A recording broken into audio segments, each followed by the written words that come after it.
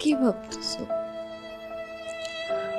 মা আমার সাথে শুয়েছে না, হুম, এটি আবার কি হয়ে যায়? কি দিয়ে আর কি হবে?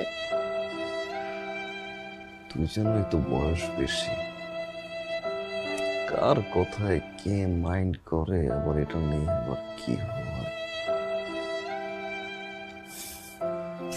কি যে বলো না, কার কোথায় কে মাইন্ড করবে? কিচ্ছু হবে না, এত ভাবতেছো কেন? আমিও আশা করি কিছু হবে না, তারপরেও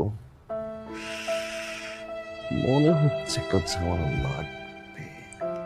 কি লাগবে? ঝামেলা লাগবে? ঝামেলা লাগবে মানে কি বুঝাইতে চাইতেছো তুমি? কি বুঝা যাচ্ছে? আমার মা এখানে আসার পর থেকে তোমার ভাবনা চিন্তা শুরু হয়ে গেছে। কই এতদিন তো আরামসে ঘুমাইছো, তখন তো কোনো ঝামেলা হয় নাই, তখন তো কিছু ভাবো নাই।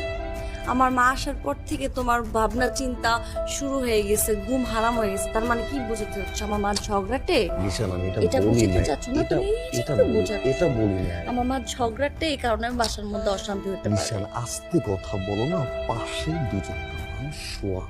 হাসতে কথা বলার কি আছে? তারা জানুক না, তারা জানুক যে তাদের মেয়ে কতটা শান্তিতে আছে, কতটা শান্তিতে সে সারা রাত কাটায়। তারা বুঝুক না এটা। কি বুঝতে চাচ্ছ তুমি নিশান?